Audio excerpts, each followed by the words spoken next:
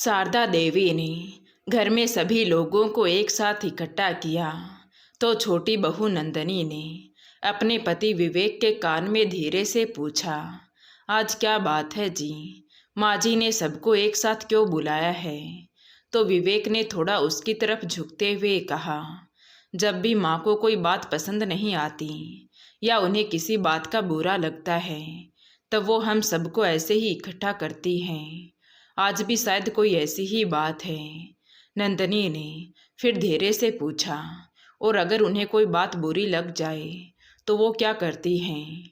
विवेक ने धीरे से कहा, वो कोई भी सजा दे सकती हैं, खाना पीना बंद कर सकती हैं, कहीं आने जाने पर रोक लगा सकती हैं। ये सुनकर नंदनी थोड़ा घबरा गई। वो मन ही मन सोचने लगी कि अगर उसकी भी कोई गलती निकल आई तो पता नहीं उसके साथ क्या होगा। तभी शारदा देवी ने सबकी तरफ देखा और बोली, देखो अब इस घर में एक नया सदस्य आ गया है। नंदनी के आने से घर के खर्चे भी बढ़ गए हैं। इस घर में जितने भी लोग कमाते हैं सभी अपनी कमाई घर में देते हैं। इतना कहकर उन्होंने नंदनी की तरफ देखते हुए कहा, जिस तरह बाकी सभी अपनी तनख्वाह घर में जमा करते हैं उसी तरह तुम भी अगले महीने से अपनी पूरी सैलरी घर में खर्च के लिए दोगी। जैसे ही तुम्हारी तनख्वाह आएगी तो वो पूरी तनख्वाह मेरे हाथ में होनी चाहिए। नंदनी हैरानी से बोली, माँ जी आप ये क्या कह रही हैं? मैं अपनी सैलरी आपको नहीं दे सकती। तभी उसकी जेठानी कविता बोल उठी, क्यों नहीं दे सकती? अरे मैं भी तो अपनी सैलरी इस घर में देती हूँ, फिर तुम क्यों नहीं दे सकती?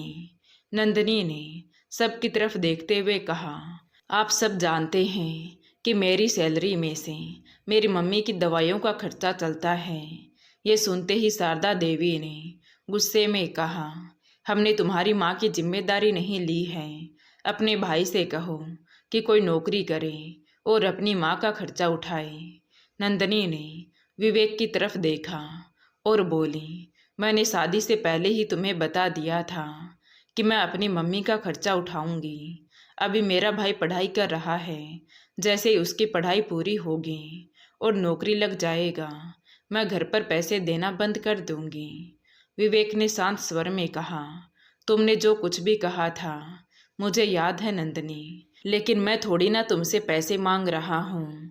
ये सब माँ कह रही है, इसलिए उनसे ही बात करो। विवेक की इस बात का नंदनी को बहुत बुरा लगा। उसने कभी सोचा भी नहीं था कि उसका पति इस तरह सबके सामने उसका साथ छोड़ देगा।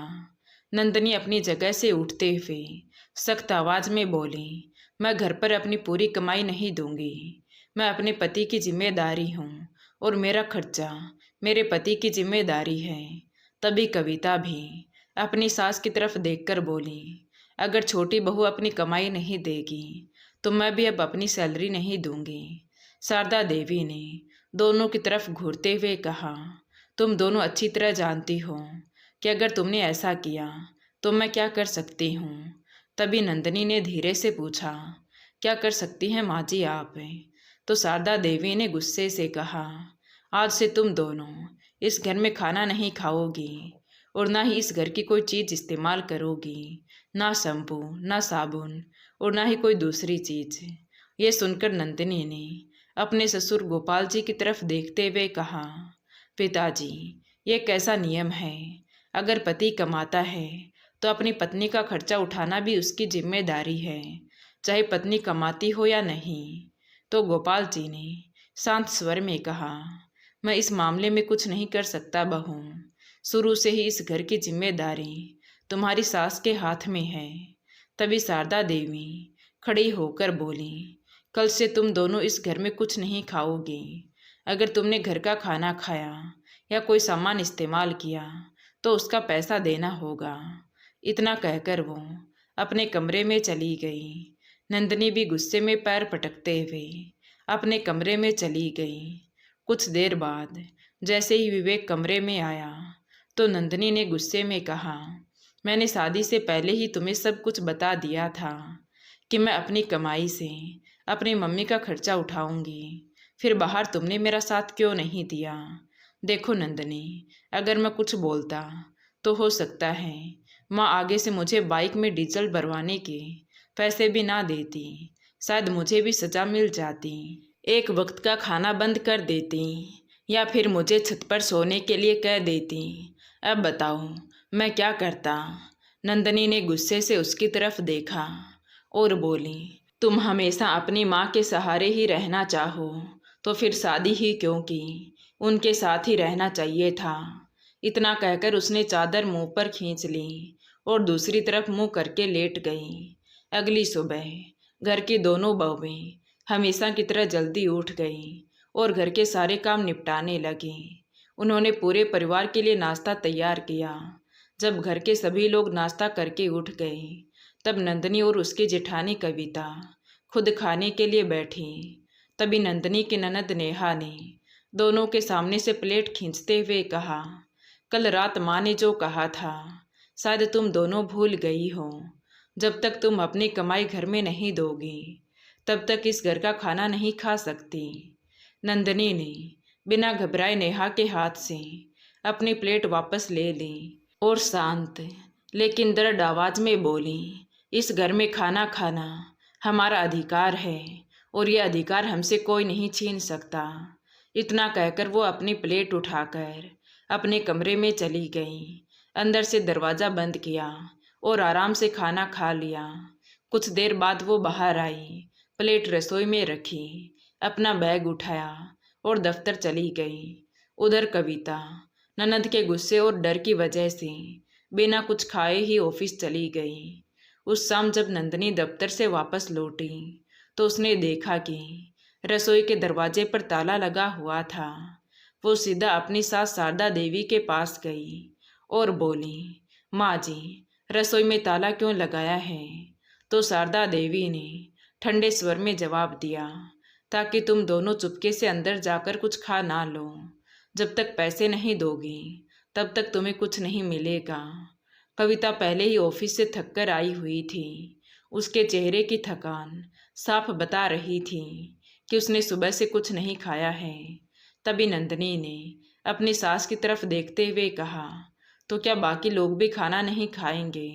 शारदा देवी ने कहा, बाकी सबका खाना बनाकर मेरे कमरे में रख दिया गया है, उनकी चिंता करने की तुम्हें ज़रूरत नहीं है। उस रात नंदनी ने अपनी और अपनी जेठानी के लिए ऑनलाइन खाना मंगवाया। दोनों ने छत पर बैठकर खाना खाया। कविता जिस तरह जल्दी जल्दी खाना खा रही थी उसे देखकर साफ लग रहा था कि वो सुबह से भूखी है। नंदनी ने उसकी तरफ देखते हुए कहा, अगर तुम अपने लिए आवाज़ नहीं उठाओगी तो कभी कुछ नहीं बदलेगा। कविता ने आंखों में आंसू भरकर उसकी तरफ देखा और बोली, मैं तुम्हारी तरह मजबूत नहीं हूँ, ना मायके से और ना ही मन से। मैं भी चाहती हूँ कि अपनी कमाई में से कुछ पैसे अपने घर भेजूँ, लेकिन माँ जी की वजह से ऐसा नहीं कर पाती। तुम अपनी लड़ाई लड़ो, लेकिन मुझे इसमें शामिल मत करो। मैं इन सब से दूर ही रहना चाहती हूँ। इतना कहकर उसने अपना खाना ख़त्म किया और दोनों वापस नीचे आ गई। अगली सुबह नंदनी उठी तो उसने घर का कोई काम शुरू नहीं किया। वो आराम से सोफे पर बैठकर अपना मोबाइल देखने लगी। दूसरी तरफ कविता अकेले ही पूरे घर का काम कर रही थी। कुछ देर बाद शारदा देवी गुस्से में बोली, नंदनी, आज तुमने घर का कोई काम क्यों नहीं किया? तो नंदनी ने बिल्कुल साफ शब्दों में जवाब दिया, जब तक मुझे घर का काम करने के लिए पैसे नहीं दिए जाएंगे तब तक मैं कोई घरेलू काम नहीं करूंगी। जिस तरह मुझसे खाना खाने के बदले पैसे मांगे जा रहे हैं उसी तरह मेरा काम भी मुफ्त नहीं हो सकता। खाना बनाना, सफाई करना, कपड़े धोना, चाय बनाना और बाकी सारे काम के भी कीमत होती है। अगर मैं ये सब करूंगी तो महीने के हिसाब से उसका पैसा भी देना होगा। नंदनी की बात सुनकर शारदा देवी का चेहरा गुस्से से लाल हो गया। ननद नेहा भी ताने मारने लगी, लेकिन नंदनी अपनी बात पर अड़ी रही। उसने उस दिन घर का एक भी काम नहीं किया। शाम तक घर का माहौल इतना खराब हो गया कि कविता घबरा गई। घर में शांति बनी रहे इसलिए उसने चुपचाप अपनी सैलरी शारदा देवी को दे दी। इससे शारदा देवी का हौसला और बढ़ गया और उन्होंने मन ही मन तय कर लिया कि अब वो किसी भी तरह नंदनी को झुकाकर ही रहेंगी। उसी शाम जब नंदनी ऑफिस से वापस लौटी तो उसने देखा कि मुख्य दरवाज़ा अंदर से बंद था। उसने कई बार घंटी बजाई लेकिन किसी ने दरवाज़ा नहीं खोला। अंदर से साफ आवाज़ आई, जिसने घर का खर्च नहीं दिया उसका इस घर में कोई अधिकार नहीं है। नंदनी ने एक पल भी चुप रहना जरूरी नहीं समझा।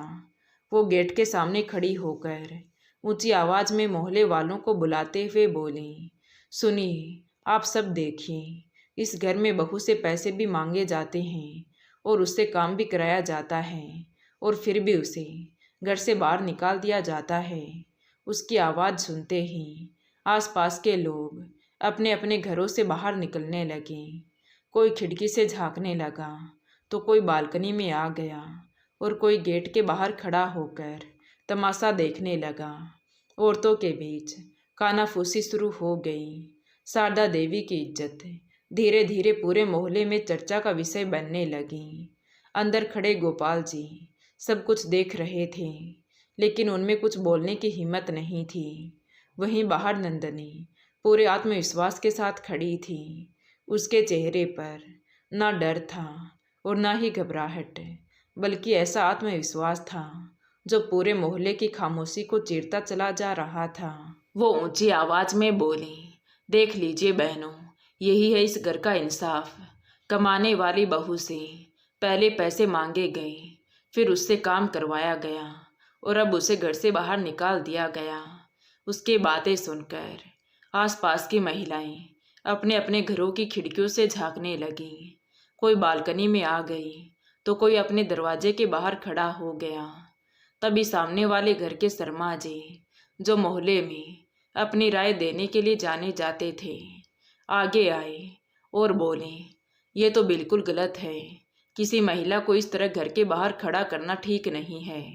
मैं अपनी आंखों के सामने ये सब नहीं होने दूंगा।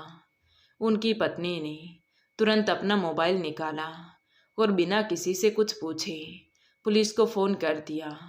उन्होंने साफ कहा, ये सिर्फ घर का झगड़ा नहीं है, यहाँ एक महिला को उसके घर में घुसने नहीं दिया जा रहा है। ये सुनकर नंदिनी ने एक पल के लिए आंखें बंद की, जैसे मन ही मन कह रही हो कि अब सच सबके सामने आएगा। घर के अंदर शारदा देवी की हालत खराब हो चुकी थी। उनके हाथ पैर कांपने लगे। नेहा बार बार पर्दे के पीछे से झांक रही थी। कविता सिर झुकाकर चुप बैठी थी और विवेक दीवार से टिककर खड़ा था। उसके गले से जैसे आवाज़ ही नहीं निकल रही थी।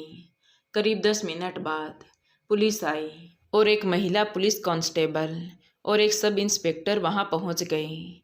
भीड़ अपने आप 2 हिस्सों में बंट गई। महिला कांस्टेबल ने सबसे पहले नंदिनी की तरफ देखा और शांत आवाज में पूछा, क्या हुआ है, आप बाहर क्यों खड़ी हैं? पुलिस को देखकर नंदिनी की आंखों में आंसू आ गए, लेकिन उसने खुद को संभालते हुए कहा, मैडम, मुझसे इस घर में रहने और खाने के लिए पैसे मांगे जा रहे हैं, जबकि मेरी सैलरी में से आधा हिस्सा मैं इनको देती हूँ। बाकी आधे हिस्से से मैं अपनी माँ की दवाइयों का खर्चा उठाती हूँ। इसी वजह से मुझे घर के बाहर निकाल दिया गया है। क्या कानून इसकी इजाज़त देता है? ये सुनते ही महिला कांस्टेबल का चेहरा सख्त हो गया। उसने दरवाजे की तरफ देखकर जोर से आवाज़ लगाई तो शारदा देवी घबरा गई। उन्होंने कांपती आवाज़ में कहा, दरवाज़ा खोल दो। जैसे ही दरवाज़ा खुला, महिला कांस्टेबल सीधा अंदर चली गई। उसने चारों तरफ नज़र घुमाई और फिर शारदा देवी से पूछा, बहू को बाहर क्यों खड़ा किया गया है? तो शारदा देवी सफाई देते हुए बोली, ये घर का खर्चा नहीं देती, हमारे घर का यही नियम है। महिला कांस्टेबल ने सख्त लहजे में कहा, नियम चाहे जो भी हो, किसी महिला को उसके घर में घुसने से रोकना बिल्कुल अपराध है। फिर उसने नंदिनी की तरफ देखकर कहा, आप अंदर आइए, ये आपका भी घर है। नंदिनी जैसे ही अंदर आई, बाहर खड़े लोगों के बीच फुसफुसाहट और बढ़ गई। सबकी नजरें शारदा देवी पर टिक गई। महिला कांस्टेबल ने विवेक की तरफ देखते हुए पूछा, आप इनके पति हैं? तो विवेक ने सिर हिलाकर हाँ तो कह दिया, लेकिन उसके मुंह से एक शब्द भी नहीं निकला। महिला कांस्टेबल ने फिर पूछा, क्या आप चाहते हैं कि आपकी पत्नी को घर के बाहर रखा जाए? ये सवाल सुनते ही विवेक की गर्दन और झुक गई। महिला कांस्टेबल ने साफ चेतावनी दी कि अगर आगे से इस तरह का व्यवहार दोबारा हुआ तो आपके खिलाफ मामला दर्ज किया जाएगा। घर का खर्चा आपसी सहमति से चलता है, जबरदस्ती से नहीं। किसी की सैलरी पर सबसे पहले उसी का अधिकार होता है। आज हम सिर्फ समझाकर जा रहे हैं, लेकिन अगली बार सीधी कार्रवाई होगी। इतना कहकर वो वहां से चले गए। पुलिस के जाते ही पूरे घर में अजीब सी खामोशी छा गई। वही घर जहां सुबह तक सिर्फ शारदा देवी का हुक्म चलता था, अब पूरी तरह शांत था। नंदनी बिना किसी की तरफ देखे अपने कमरे में गई, बैग रखा और फिर बाहर आ गई। उसके चेहरे पर जीत का घमंड नहीं था, बल्कि एक ठहराव था, जैसे उसने सबको ये समझा दिया हो कि अब उसे दबाना आसान नहीं होगा।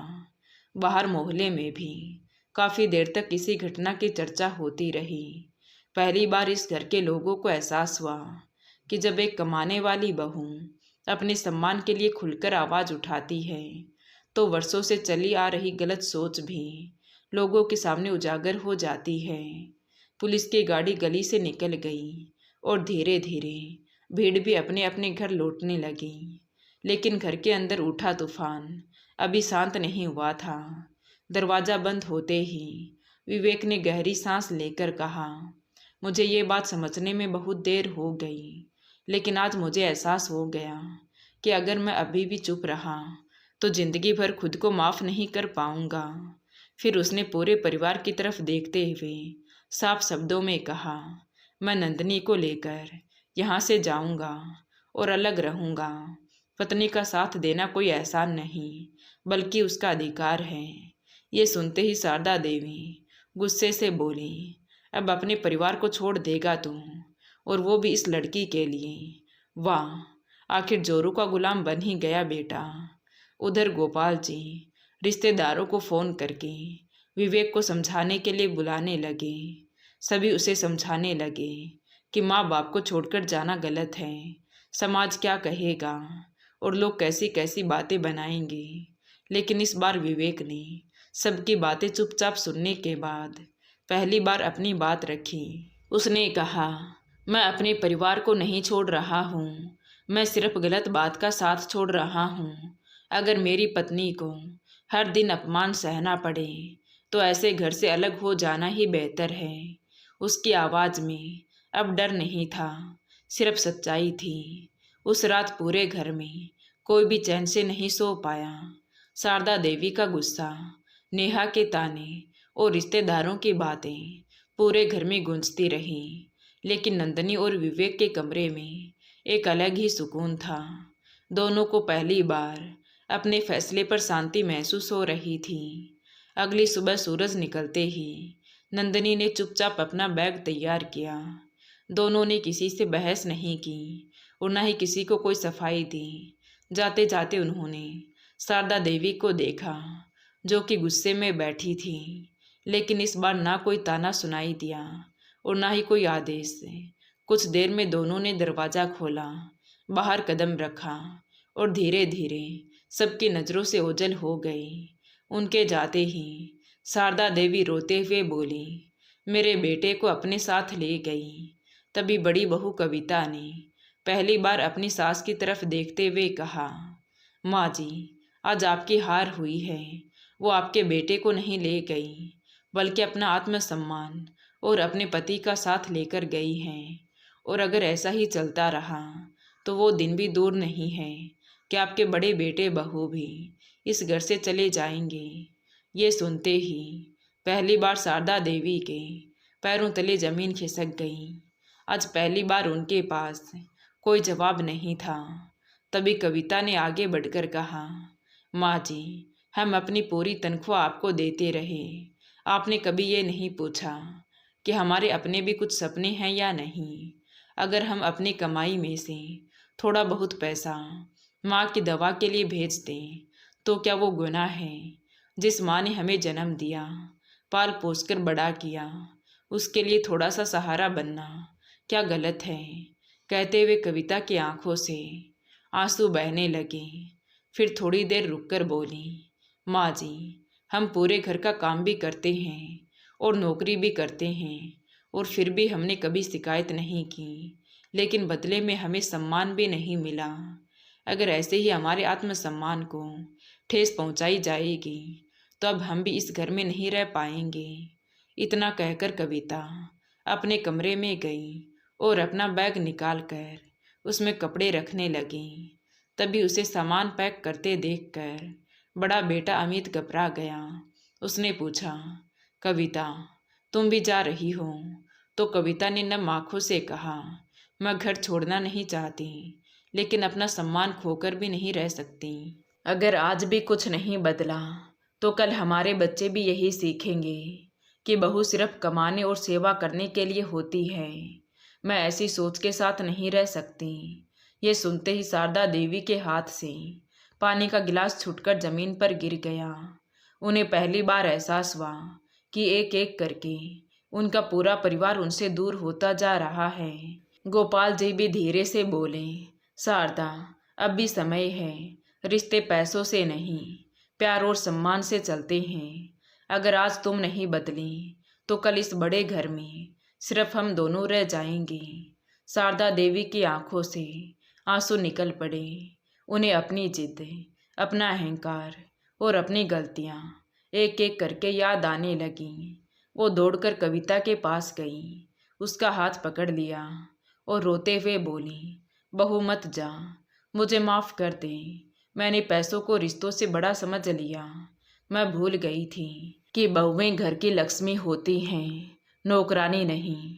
आज मुझे समझ आ गया कि बहू की कमाई पर सबसे पहले उसका अधिकार होता है, और अगर वो अपनी माँ की बीमारी में मदद करती है तो उसमें कोई बुराई नहीं है। इसके बाद उन्होंने तुरंत अपने छोटे बेटे विवेक को फ़ोन लगाया। फ़ोन उठते ही शारदा देवी रो पड़ी, बेटा, मुझे माफ़ कर दे, मैंने बहुत बड़ी गलती कर दी। तुम दोनों वापस घर आ जाओ। अब इस घर में किसी बहू से उसकी पूरी तनख्वाह नहीं मांगी जाएगी। उसे अपनी माँ की जो मदद करनी हो कर सकती है। मुझे कोई ऐतराज़ नहीं है। फ़ोन के दूसरी तरफ कुछ पल तक खामोशी छाई रही। फिर नंदनी ने कहा, माँ जी, हमें पैसों की नहीं, सिर्फ सम्मान की ज़रूरत थी। अगर आपका दिल सच में बदल गया है तो हम ज़रूर लौटेंगे, लेकिन इस घर में अब कोई भी बहू डर कर नहीं, बल्कि सम्मान के साथ रहेगी। उसी दिन विवेक और नंदनी वापस घर आ गए। उनके आते ही शारदा देवी ने नंदनी से हाथ जोड़कर माफ़ी मांगी।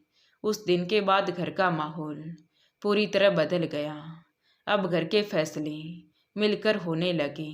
बहुओं को भी बेटी की तरह सम्मान मिलने लगा। दोस्तों, किसी भी बहू की कमाई पर ज़बरदस्ती अधिकार जताना ही नहीं, बल्कि उसके सम्मान और उसके अधिकारों का आदर करना ही एक सच्चे परिवार की पहचान होती है। बेटी चाहे शादी के बाद बहू बन जाए, लेकिन अपने माता पिता की मदद करना उसका अपराध नहीं, बल्कि उसका फर्ज भी हो सकता है। तो दोस्तों, अगर बहू अपनी कमाई में से अपने बीमार माता पिता की मदद करें तो क्या वो गलत है? अपने राय कमेंट बॉक्स में ज़रूर बताएं। कहानी अच्छी लगी हो तो प्लीज़ वीडियो को लाइक करें, शेयर करें और हमारे चैनल कहानी विद देवांशी को सब्सक्राइब ज़रूर करें। Thank you.